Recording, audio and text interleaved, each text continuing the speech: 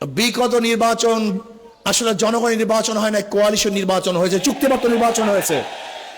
দেখেন আশ্চর্য বিষয়, বিরোধী দল সংসদ দাঁড়িয়ে বলে আমরা বিরোধী দল না, আবার সরকারি দল তারা বলে না আপনারা বিরোধী দল, আপনারা বিরোধী দল না, এই বক্তব্য আপনাদের ঠিক না।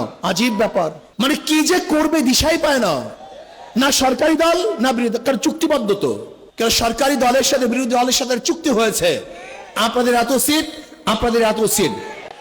গত নির্বাচন ভাগাভাগি নির্বাচন হয়েছে, জনগণের ভোটে নির্বাচন হয় নাই। বলতে পারেন কিভাবে?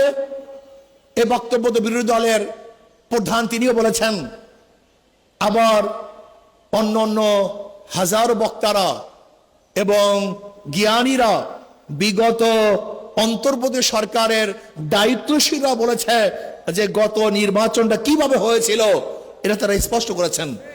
কিন্তু ইসলামী আন্দোলনের রেজাল্ট কি হয়েছে এটা দেখার বিষয় না, বরং আমি বলবো ইসলামী আন্দোলন বাংলাদেশকে ষড়যন্ত্র করে হারানো হয়েছে তার ইসলামের পক্ষে থাকার কারণে।